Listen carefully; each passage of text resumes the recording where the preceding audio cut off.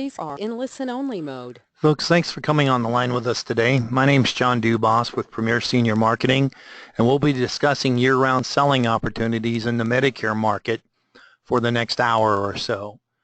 We'll talk about marketing through different special enrollment periods and special needs plans, other selling opportunities that you have specifically addressing the needs of the Medicare and individual health products, ancillary products, marketing opportunities that you have available, in addition to giving some suggestions as to how to get in front of the folks to do specifically that. So we'll spend that time giving you an overview of the product opportunity, address Medicare initial election periods, the SEPs, a bit of an overview on special needs plans of Medicare Advantage products. We'll address Medicare supplement programs, standardized and modernized, and deal with some of the ancillary products that appeal to the same demographic. Hospital indemnity programs, critical illness plans, cancer programs, demand products such as dental programs, and final expense programs. And finally, we'll go into some marketing detail that will give you support to get in front of folks to offer those programs as part of your portfolio on a profitable basis. In the Medicare world, there are a ton of opportunities, and part of it is dictated just by the size of the market itself. If you go back to 2015, there are nearly 56 million people in the Medicare world. A lot of times you'll hear organizations such as ours get in front of you and say, hey, over 10,000 people a day are turning 65. It's a great opportunity. Well, keep in mind the Medicare market isn't just people over the age of 65. About a sixth to a seventh of the people who are on Medicare and accessing benefits through that program are actually under the age of 65 and access those benefits because of disability approved through the Social Security Administration. If you go to peer statistics, keep in mind that older population, the people that are 65 or older, in 2009, going back time period, there's almost 40 million people that fill that demographic. And that's about 1 in 8 Americans at the time. By 2030, we'll have over 72 million people that are over the age of 65 within our population here in the United States of America. It's going to be more than twice the number that we saw when the millennium turned in 2000. And by 2030, that 13% of the population, more or less, will be 19% of the population. So it's a big growing market. When we look at the market itself, we also need to look at some of the components that make up the Medicare population. If you look at it overall, of the people that are on Medicare, 2/3 of them, 66%, have 3 or more chronic conditions. That's an important number to think of and an important statistic to use because one of the special needs plans is a chronic special needs plan. So something to take into consideration. When you look at the Medicare population, you have an income that's generally below $24,150. So half the population of people on Medicare under the age of 24 or under the income of $24,000, and that means that many of these people may qualify for a special election period based on their income. You also have half the population of folks on Medicare that have savings below $64,000. This can come into play when we look at the assets test.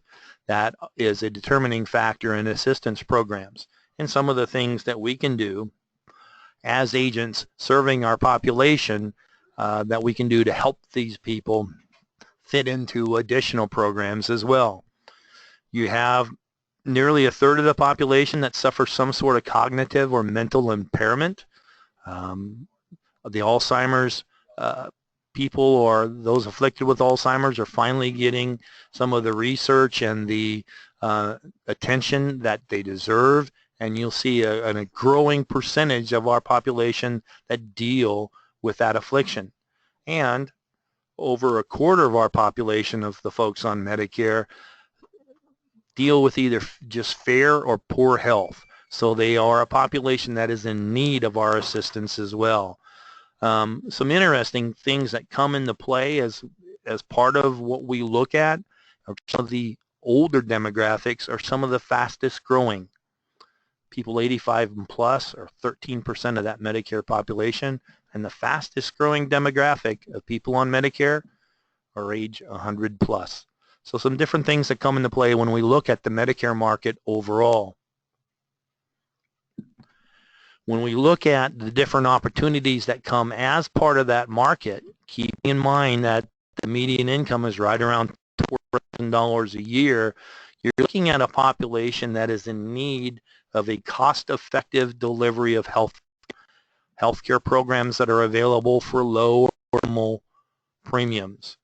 Not everyone is a perfect match for those sorts of programs, but because of the income drivers that come as part of this population, you see a great demand for Medicare Advantage in many, many areas. And you'll see that across the board, that market is not fully penetrated by any means at this point in time. Most of the time we see about a third of the Medicare population, a little less in some areas, that come as current Medicare Advantage members.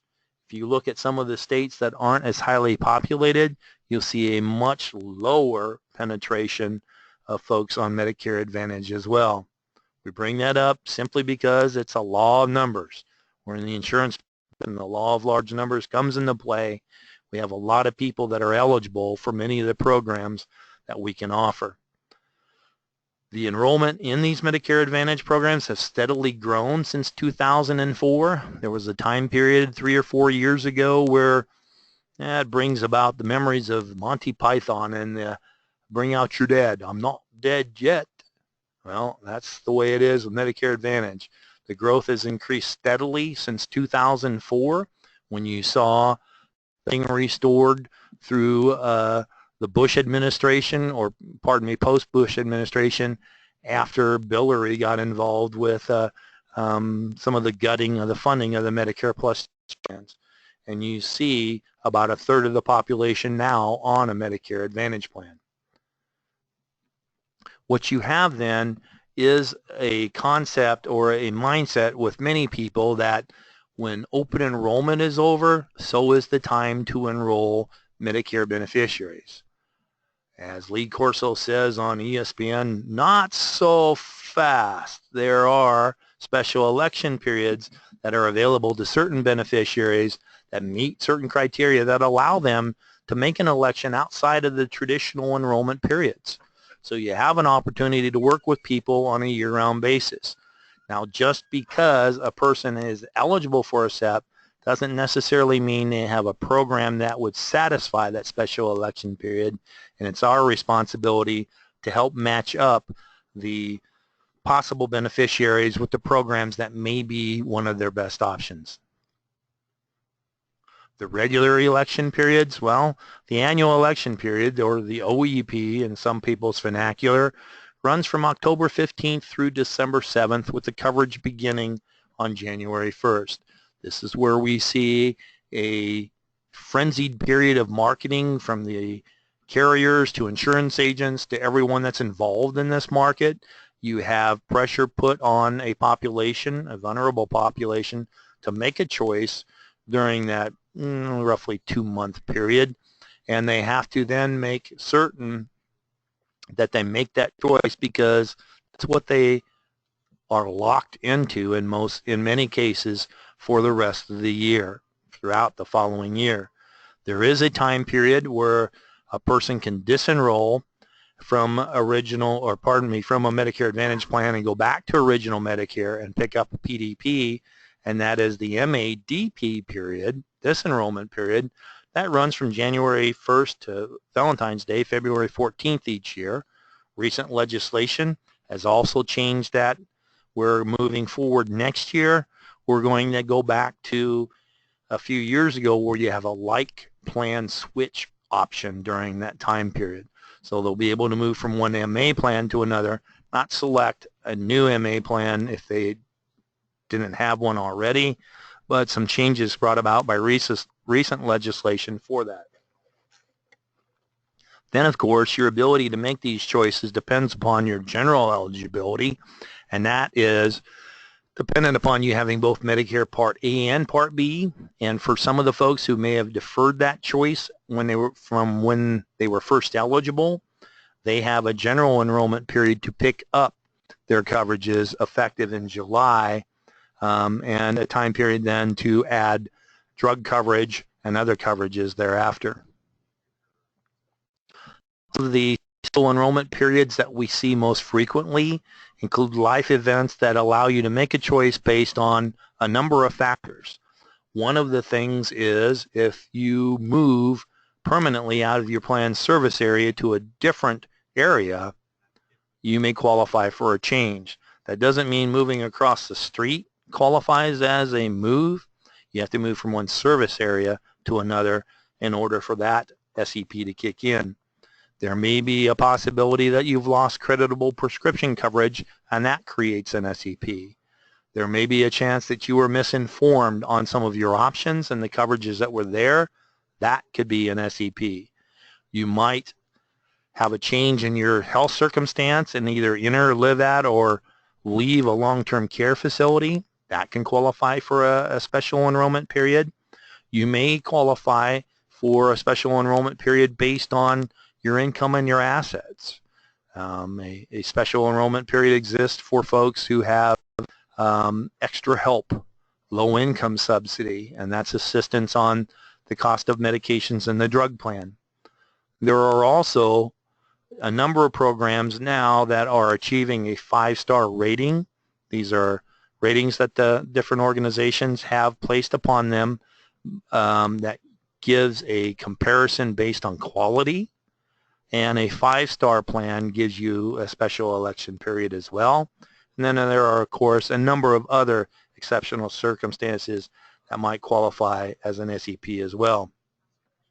That 5-star plan, it's of particular relevance to us that live in the state of Texas. There are 5 plans in the state of Texas that encompass Corpus Christi, the Valley, El Paso, Austin, and boy, my brain went dead on the 5th one.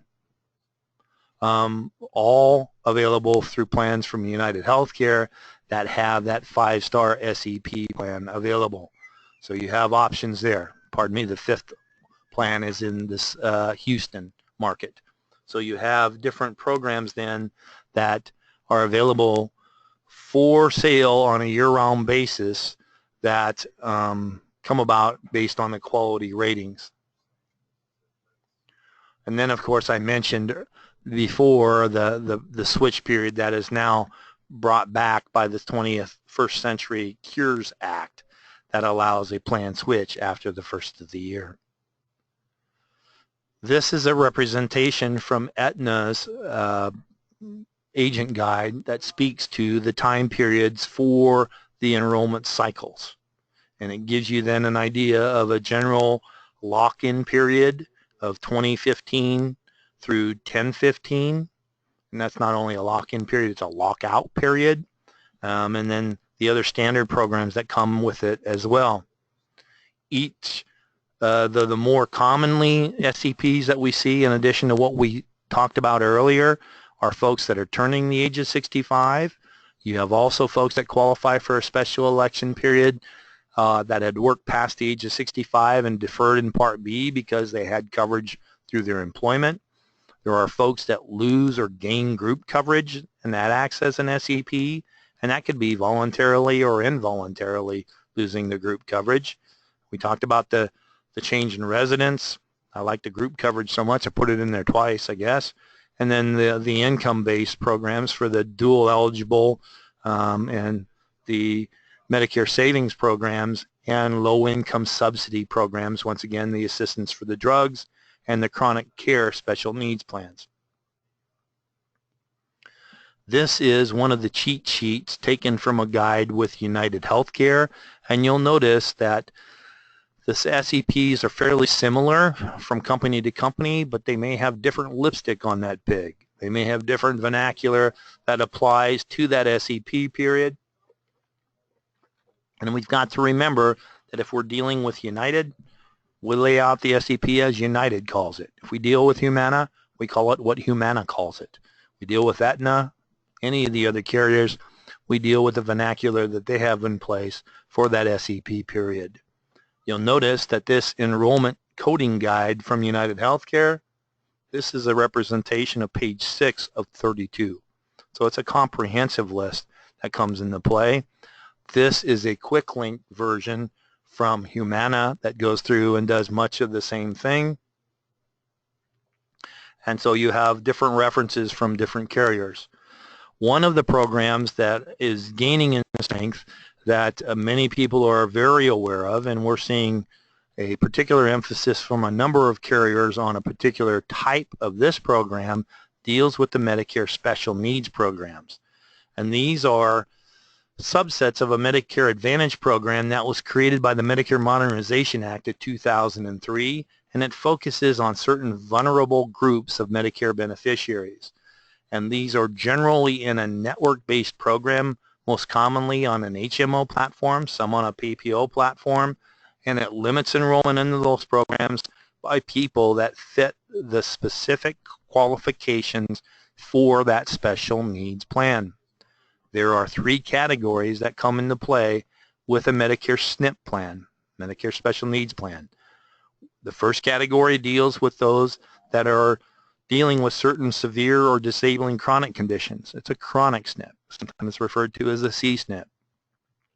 There is a second program for folks that live in an institution like a nursing home, or certain people that require certain nursing care at home, and that's referred to as an institutional SNP or an I-SNP. And then there's the third category that deals with dual eligibles, the folks that have both Medicare and Medicaid. In our experience, what we see is that the dual eligible program is very hotly contested, and a number of carriers are offering those programs. So you see that in many of the more urban markets. In certain states, depending upon the carrier that's available, it might be in every county of the state. Sometimes it's not. The chronic programs are not as widely available, and they tend to become available through only certain carriers, and they deal with only certain illnesses, and we'll talk about that in greater detail as well. And then we'll see a lot of agents that get excited by the institutional SNP program. One of the things I'll tell you right away is tap the brakes on that, because many of the carriers that offer an institutional SNP only offer it through a captive sales organization, and in many circumstances it's not very widely available. See that in fewer and fewer markets, and the institutional SNP, the network that's associated with it, is normally tied to just one particular location.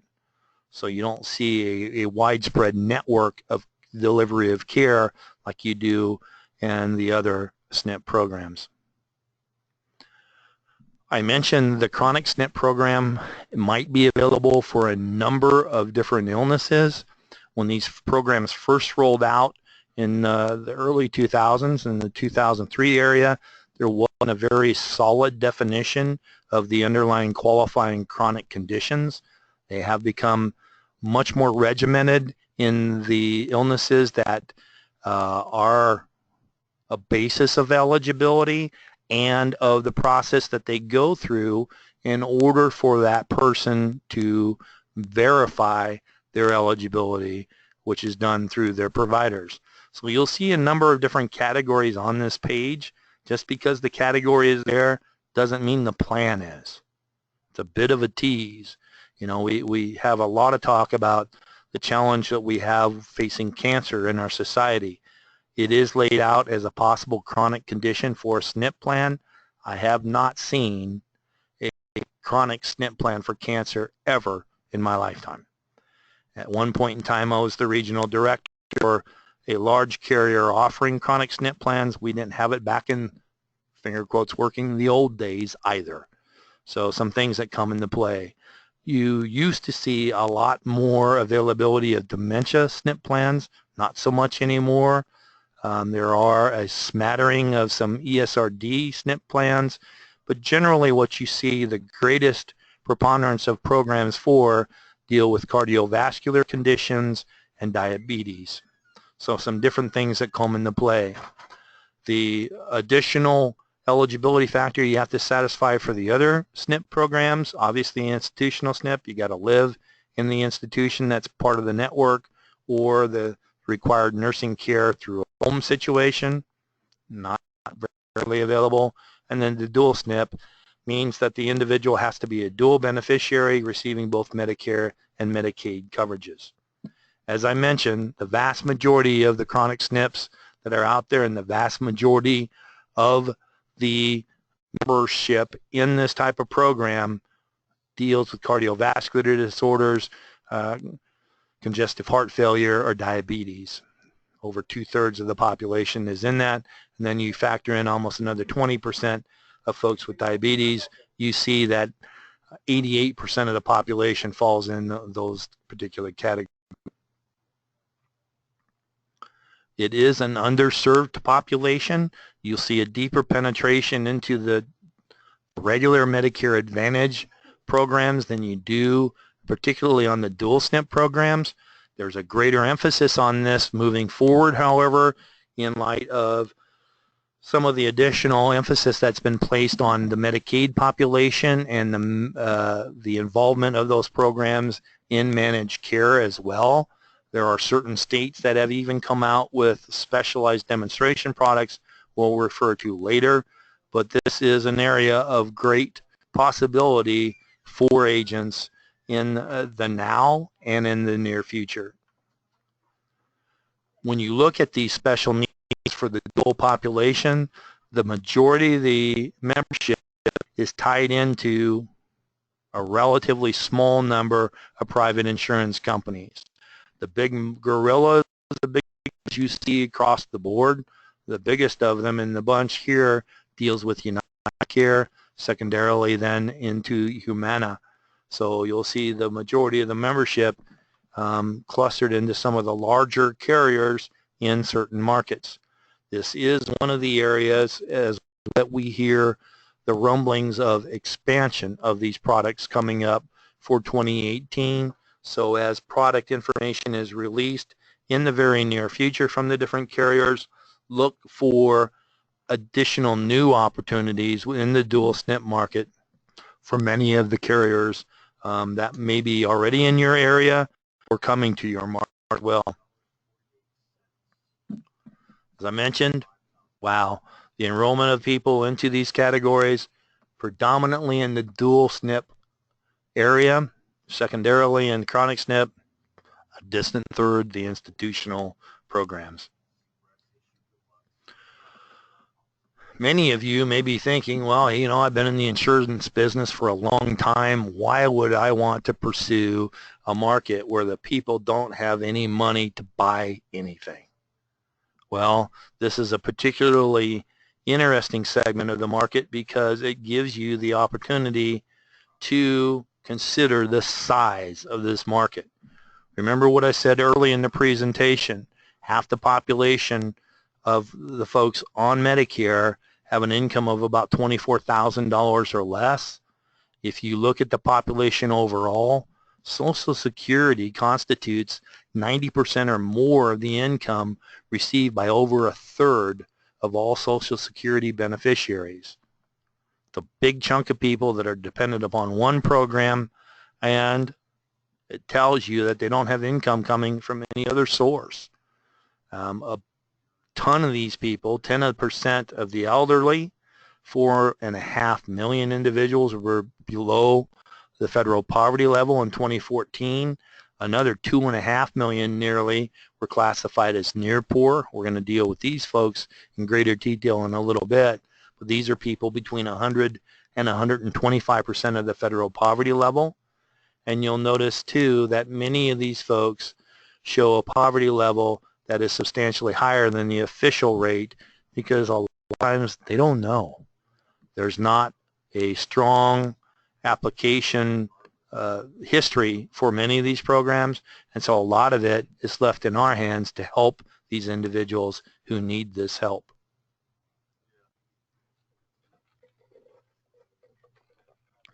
We talked about half the Medicare population having an income of about $24,000 or less. Keep in mind that the average Medicare beneficiary spends over a third of their income on health care alone. So if you're looking at someone at 150% of federal poverty level, and we use that number because it's the ceiling of income, the highest point of income that a person can have and still qualify for some assistance program, and you pull out a third of that income as an individual, they're living on less than $1,000 a month. It's a little hard to do for most people, impossible for some of us, and it realizes the pressure that these people are under and the opportunity that we have to genuinely help these individuals. One of the things that we see in many circumstances is a confusion between what is Medicare and what is Medicaid. Keep in mind, Medicaid is a state-administered program that each state sets its own guidelines regarding the eligibility and services. It's done in partnership with the federal government, but it's administered by the individual states. There are different types of Medicaid and many groups that come into play for that assistance. The different requirements that might be part of eligibility for Medicaid include a person's age in some circumstances, whether or not the individual is pregnant, disabled, blind, or aged. It takes into account, obviously, the income and assets that come into play, the resources that are available that is readily convertible into cash. And then, of course, there is the factor of whether or not a person is a U.S. citizen or a lawfully admitted immigrant to qualify for these programs.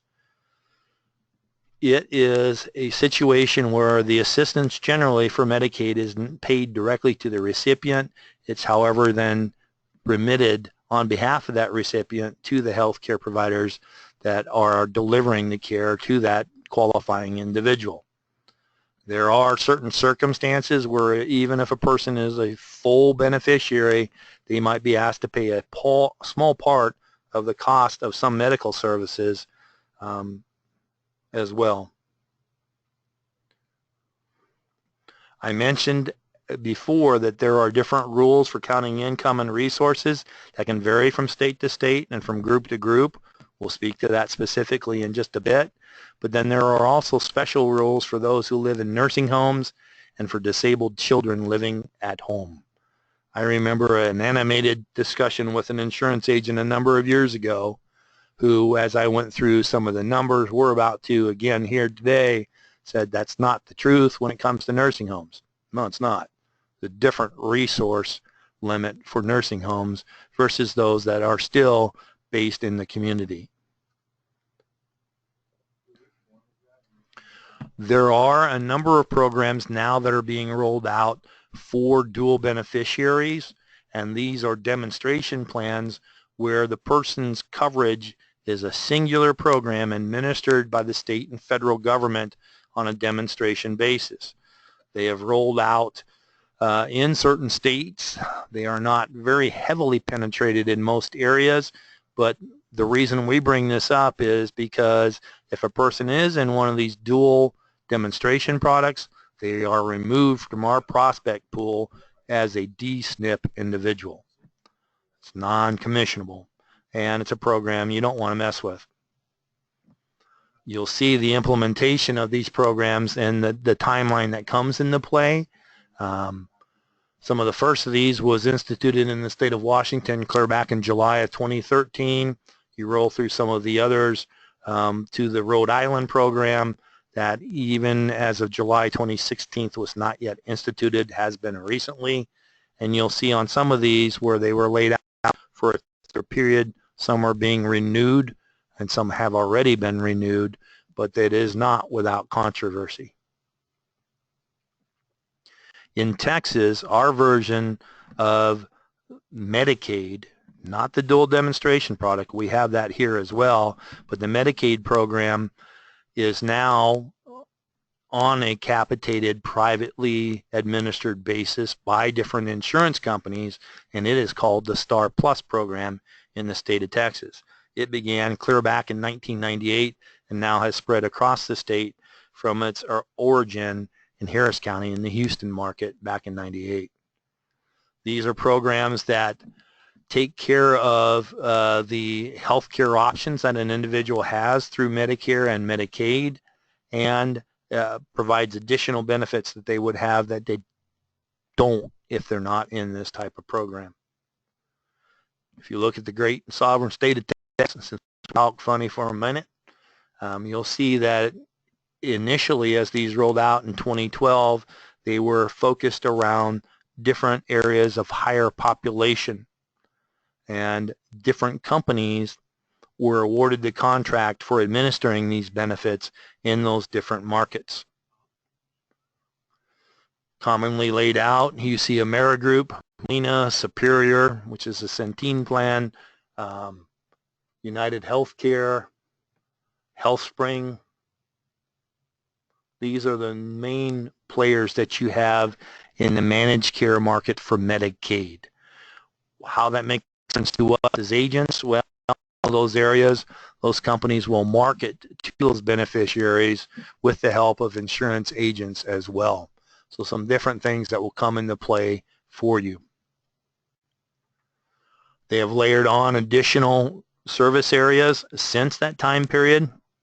Some things rolled out in late 2014 that got into some of the more rural areas for additional markets laid in. That makes a difference for total coverage in the state of Texas. Programs that come into play there. These are programs that are auto-administrated by the federal government and the state government, so the insurance agent is not the enroller into these Medicaid programs, and we're not to interfere with that enrollment process either. However, you may have an individual who has their managed care program for Medicaid with one company and their managed care program for Medicare with another company. Keep in mind, this can be a source of confusion, not just for the beneficiaries, but for agents as well. We've got to recognize the difference between those coverages and how we can blend those coverages and make a help to the individuals. This is additional information on the demonstration product that we talked about earlier in tech. It's in just 5 different markets at present, limited in scope, but is areas that if a person had a contract with those particular carriers in 2014, they lost their clients because of that. Not a huge population involved in it yet, but you're seeing some play come in it, and as I mentioned, it was recently renewed in Texas, this demonstration product. What we have also is a grand opportunity for marketing to the partial duals, and these are what are referred to in many circumstances as the near poor, and these are people that could go into a category that deals with assistance through the Extra Help program, low income subsidy for medications and the cost of the prescription programs. And this is a great opportunity because these people have a different mindset as to the assistance that you might have with a true dual beneficiary. Big market. These people do also, as we mentioned with the dual program, tend to be clustered in a limited number of programs. So if you have a standalone Part D program, you'll see that the vast majority of the people that are dealing with low income subsidy are generally in one of 5 plans, and it's some of the same big gorillas that we see in the Medicare Advantage world. United and Humana pop up very frequently, and they deal with a lot of the population that get this assistance for their medication plans alone as well. You can really tell if a person has these assistance programs by the consistency of the copays that they have for their medications. It'll vary according to their level of assistance, but you'll see those copayments go from a standardized $120 up to $8.25. It gives them help with the coverage gap and also gives them help with the prescription coverage up to a national average of that premium cost. This year in 2017, it's right around $34. These are also programs that go up to 150% of federal poverty level, where a person may seek or may be entitled to a certain amount of assistance. That's why you saw some numbers earlier that went to 150% of federal poverty level. The folks for these programs have a larger assets test than you see with people who might qualify for help on medical expenses or Part B premium subsidy. So a little bit different program, a little bit different assets test, obviously a different income limit as well. For a single person, it's right around $1,500 a month, about $18,000 a year, with a liquid assets test of $13,820 in the year 2015. There is an online application that an agent can help an individual with to get this assistance on the Social Security website. You can do so legally and compliantly and be of great help to your individuals to do just that. There are other ways that a person can get this assistance, either through the benefits checkup system through the Social Security Administration or through the state health insurance assistance programs, the SHIP programs that are outlined in every state. You can visit the SHIP TA Center website, and you'll notice that it's a hot link that'll take you right to that. And then an online application is on the Social Security website, hot linked here as well. The paper application looks like this. I would never recommend that you complete a paper application and turn it in. One, you're subject to all the challenges that we have with our legibility of handwriting, and it takes longer to process a paper application, but this is a great way to make certain that you collect all the information you need to help an individual, particularly if you're in a house that doesn't have internet access at the time of the visit. Great way to collate that information and make certain that you can still help the individual. Why would you do that? Well, because you get a rapid turnaround as to whether or not the person is awarded this type of assistance. It normally takes between 10 and 14 business days, but once that is in place, then you have a continuous special election period for that individual. They may not qualify for a dual special needs plan, but they will qualify for a Medicare Advantage program if they meet the other criteria that come as part of that eligibility. So some things that come into play there for you in a very simple process that can really help the individuals that you're visiting. Some reference material that's available to you and hot linked here includes an LIS application guide, some tips for helping complete that application. The resource and cost sharing limits are on there as well. I've got that on another piece coming up as well. And of course, once again, that online application link. There are also additional assistance programs that are available through what are referred to as Medicare Savings Programs, or MSPs. These are programs that are designed to help the low-income individual pay for their Part B premium, which in most circumstances is about $109 a month, over $1,300 a year. If a person has been on Social Security and is held harmless because of the lack of COLA adjustments in Social Security. For folks that are newer to the Medicare system, their Part B premium for the majority of the people is $134. That can be affected by a person's income. If a person's income is over $85,000 a year, they'll pay more than that for their Part B premium. But if we're talking about half the population with an income of $24,000 or so or less, you'll note that they're probably not affected by the IRMA regulations that make them pay additional for their Part B premium. These programs are available in every state in the nation, and they're federally funded, but they're administered by each state's Medicaid agency, so the qualifications can vary. These are set up for folks with an established resource limit, so they have a different assets test, and their income for these assorted programs have to be below 135% of the federal poverty level to get some sort of assistance. There has been, over the last few years, a normalizing of those assets tests where the income limit and the assets limit does go up each and every year a slight bit, and there's a standardization coming about with eligibility for both LIS and MSP, low income subsidy and Medicare savings programs, that's making the process simpler as well. Additionally, the government's done a pretty good job in advertising the assistance program for medication costs, and the cost not only of the medications themselves and the covering of the coverage gap, but also of the plan cost.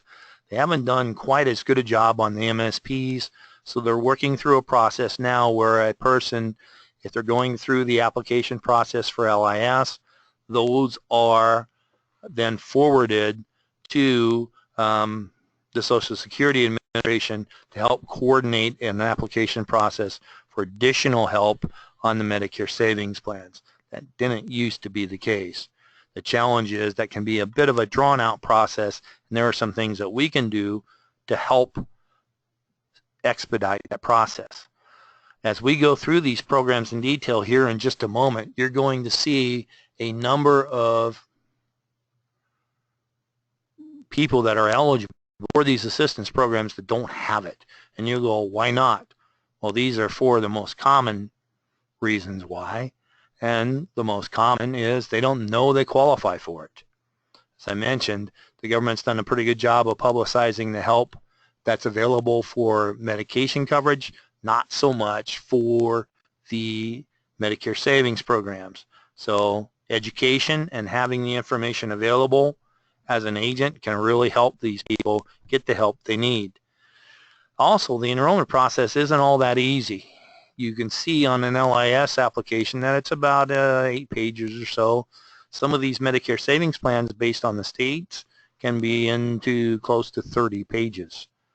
And in many cases, the regulations that we're subject to in marketing insurance, where the font size has to be a certain size, doesn't seem to come into play all the time with the government itself. Sometimes the prints are really hard for them to see. Even the folks that have the application recognize that they need help with it, have many cases have transportation problems where it's difficult for them to get help at different enrollment locations such as Social Security offices. And then of course we deal with the fact that we are working with a proud generation, and many of them still have a misplaced social stigma that the people that get this assistance are on welfare and they don't want to be on the government dole. What can you do to help an individual get this? Well, you can send them to the Social Security office and hope that the social worker that's overworked there can help.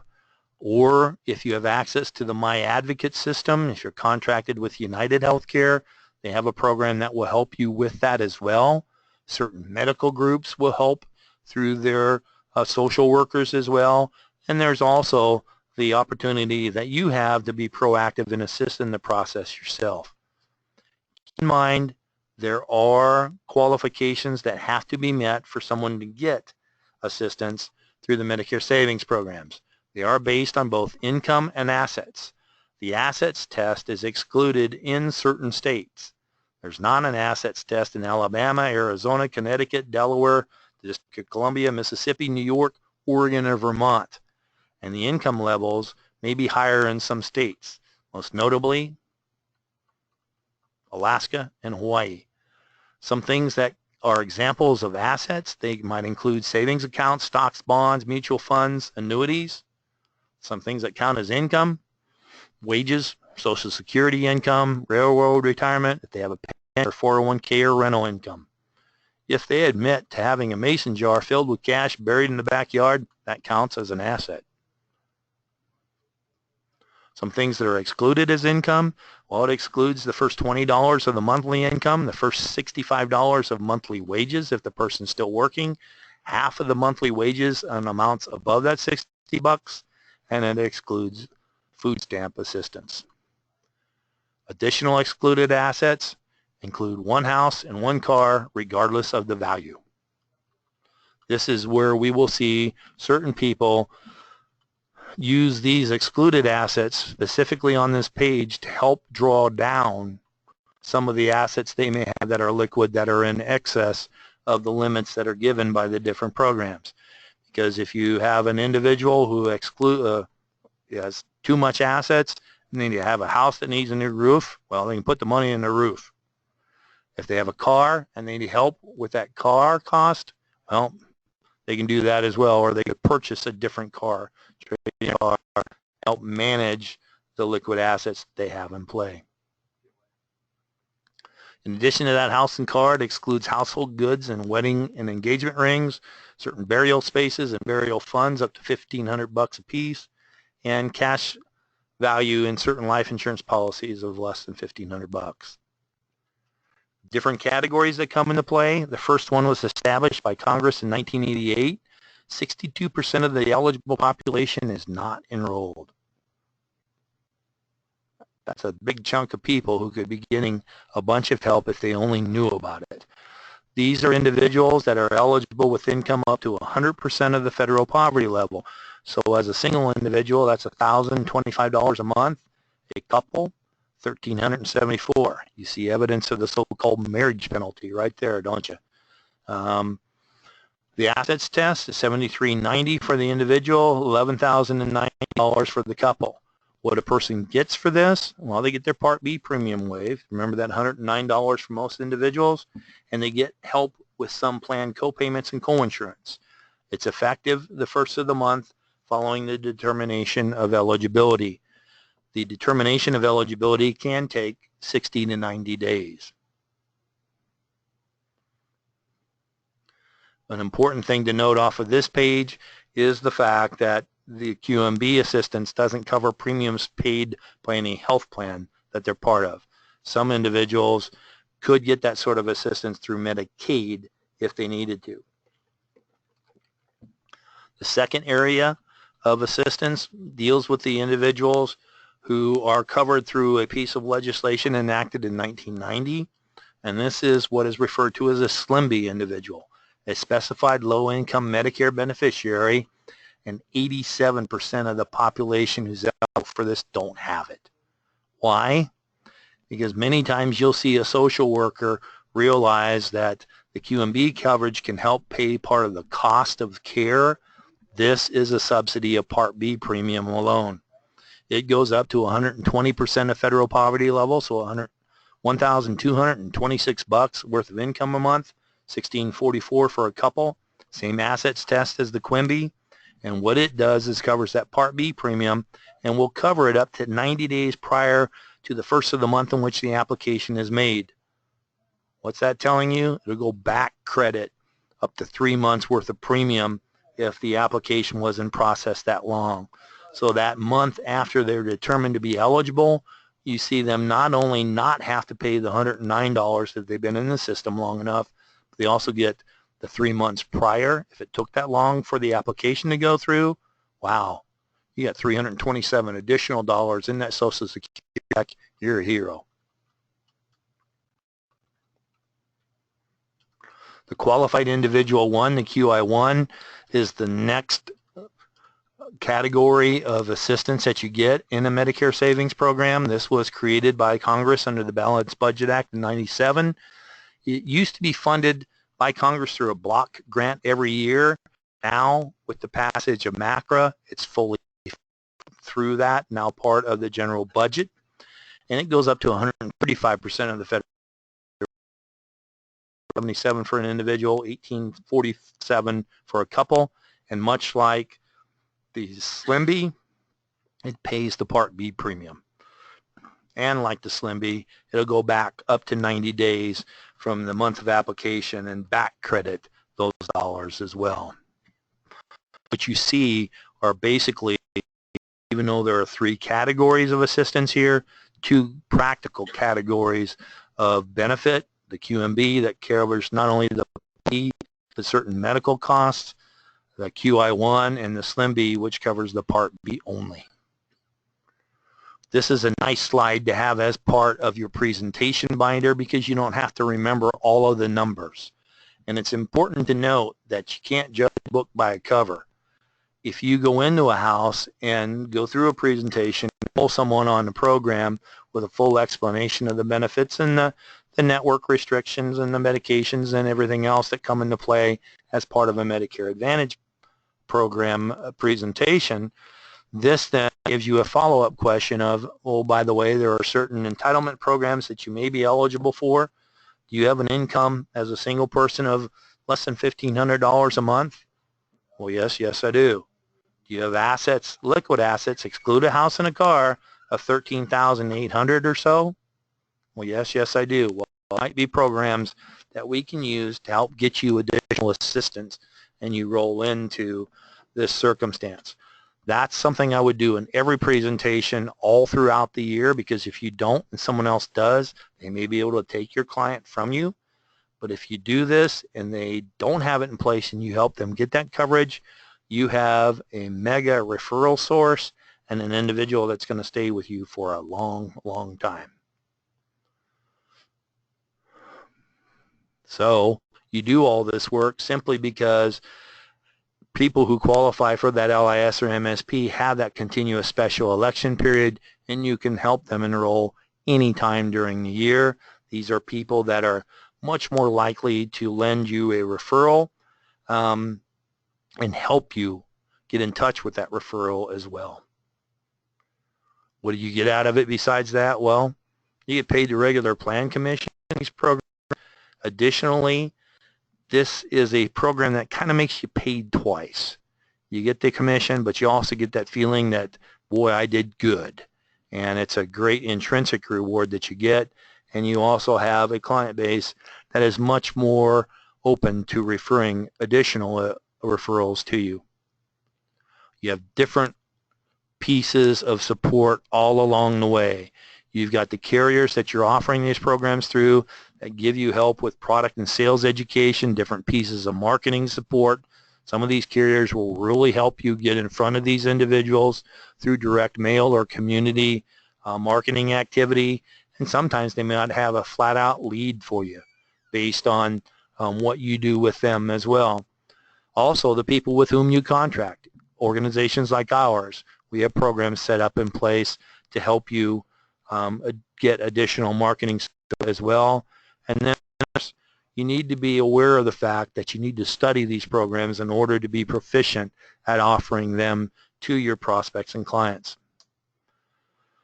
That second category of assistance that you can get is through a chronic SNP program, and these are programs that are based on certain illnesses, as we mentioned before, and this can be up to about a half of the population of people on Medicare have at least one chronic condition. So you have a grand opportunity there, in addition to the age-ins, people that are coming eligible for you to help on an ongoing basis. And for those who believe that the Medicare marketing system closes on Pearl Harbor Day, not so. Over half the business in the Medicare Advantage world is sold during the so-called lock-in period, or the special election period marketing guidelines that you follow. On these programs by going to Medicare.gov, checking into the health plan results, and dive into the special needs category there on the left and plop in the eligibility for people on Medicare and Medicaid and chronic and disabling conditions, and it'll tell you what plans are available in your market. If there are or not, keep in mind the availability of these programs do vary from market to market. The zip code you see listed here is Lewisville, Texas, a suburb of Dallas.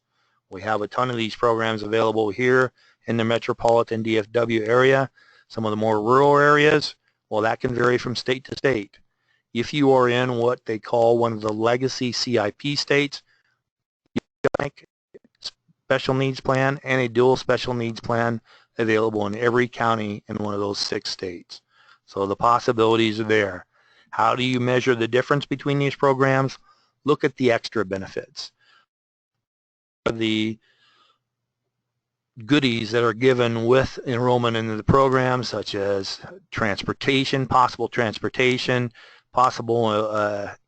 engagement into health clubs, additional dental and vision benefits, an over-the-counter benefit, a number of extras that may come as part of that program, and make certain that you check the providers with these programs especially carefully, all the providers, not just the doctors and the specialists in the hospitals, but make certain that you know if that person is delivered care by a healthcare agency, who they are and for what purpose.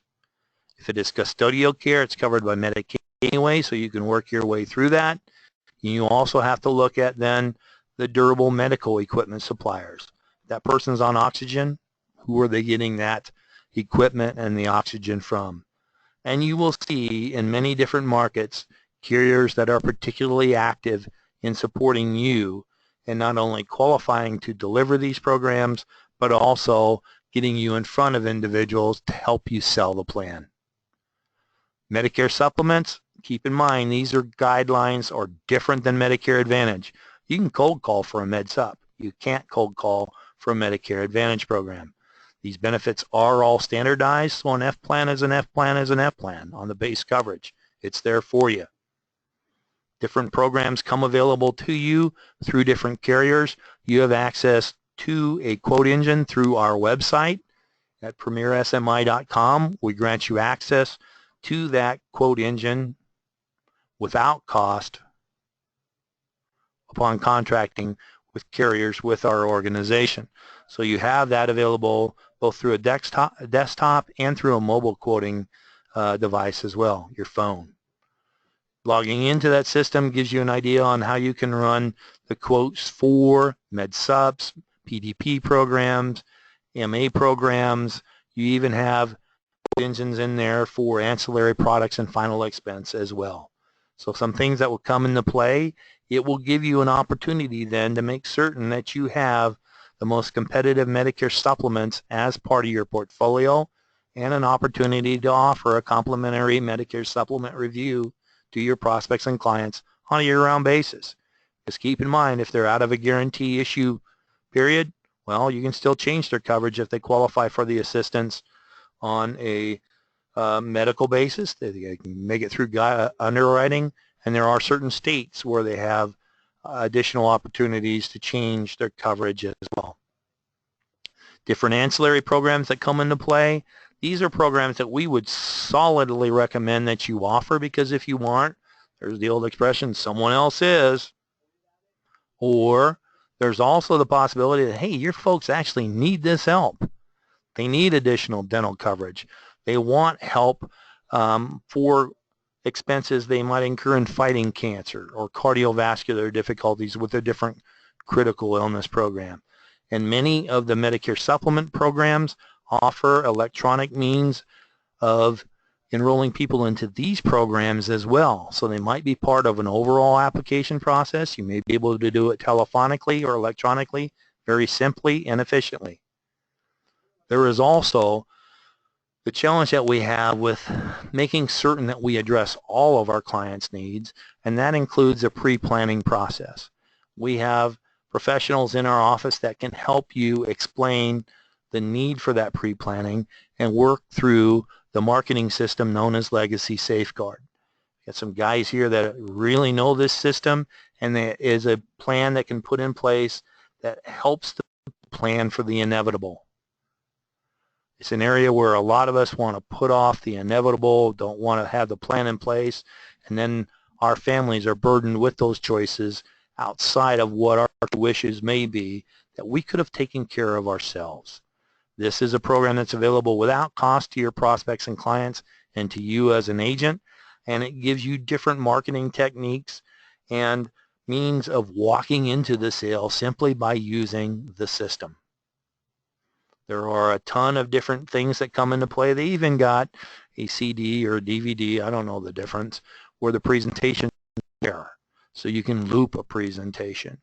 You can do some different things and help pass on who you are to your family down the way simply by pre-planning and putting in place final expense programs to help with the cost of the inevitable.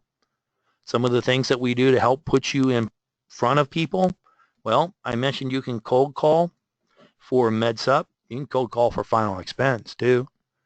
You can't cold call for Medicare Advantage, but if that is something you like to do or you're comfortable with, or hey, Ma Bell is your friend, you let me know. I'll get you a list. What will it cost you? Nothing. You just need to have contracts with us in order to qualify for that assistance, and we can get that to you butted up against the do not call list so you can do what you need to do to get in front of people using that list. I would recommend that if you are pursuing the Medicare supplement, pardon me, Freudian slip, if you are pursuing that market, that you look at other demographics outside of that T65 market. Yeah, there are over 10,000 people turning 65 each and every month. There's a whole bunch of people chasing them too. A gal in an office I used to work in turned 65, and one day as she approached that birthday, by 10 o'clock in the morning, 22 agents had called her and offered her their assistance in selling or picking up a Medicare supplement plan. Look at those folks that are 66 or 67. They may not have that same sort of marketing program. They may have already seen a price increase in their Medicare supplement program. They may not have as many people so eager to help them. It's a great way for you to get in front of people. Also consider pursuing this market for much of the same reasons as what we talked about with the 66 or 67-year-old, but also because what happens at age 70 and a half, if they're in a qualified retirement program, they are required to start taking a minimum distribution layout. Great way for you to get in front of people and discover other programs because of the premium dollars that are now available because of that distribution. There are different things that we do in the community. Retail marketing, you're going to hear a lot about that right now.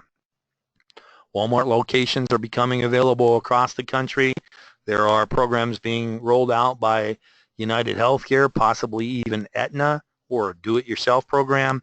These may be only available during AEP. Some of them are available year-round. That's something to seriously consider as part of your marketing program, as is offering your services through seminar selling or camps through faith-based opportunities.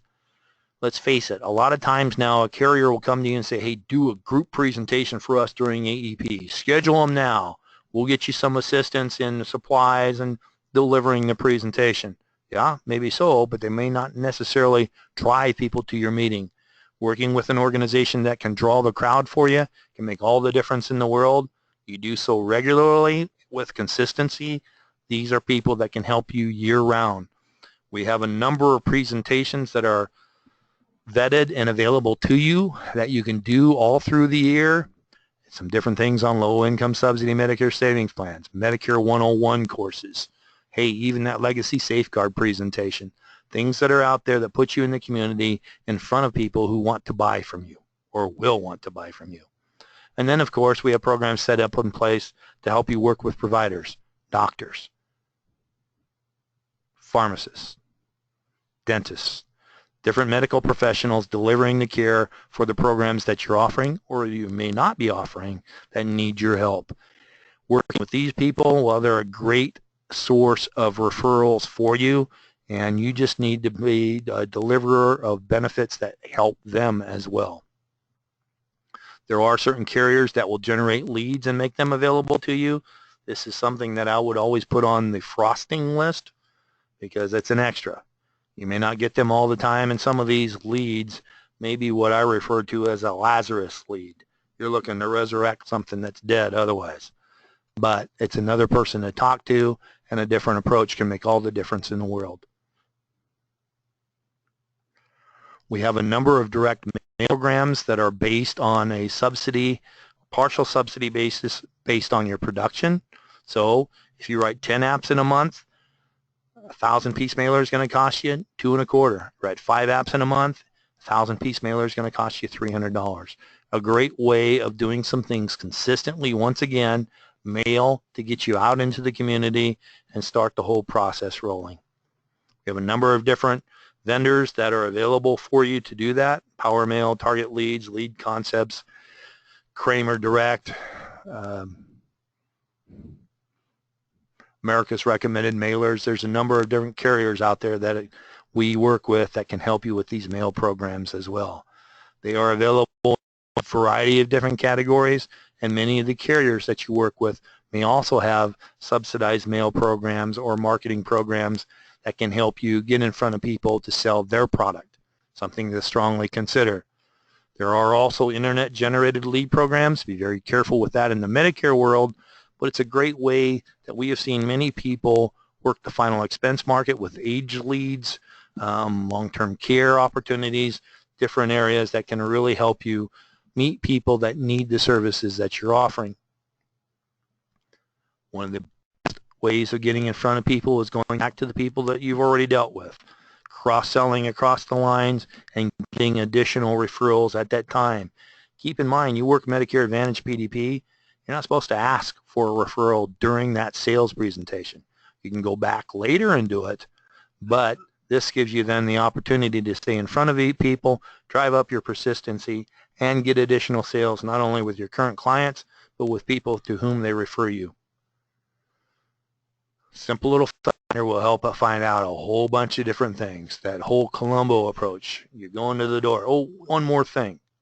Or, hey, I want you to put my name in your address book so you know where to get a hold of me when you need me, if you should need me. And oh, by the way, who's in that book that I can help with the programs that I helped you with? Cross-selling will drive up your persistency, create additional revenue flows, and keep you going year-round. We have a full portfolio of products that's available to do that. You can set up a agent profile through SuranceBay and contract with multiple carriers on a electronic basis. It makes it really simple for you, a great way for you to have a full quiver of product to offer to your prospects. The big thing is you got to do it. The old expression, when all is said and done, more is said than done. Here, it's important that you commit to a marketing program, put it in play, study, contract, be the subject matter expert in your part of the world, and actively market and follow through.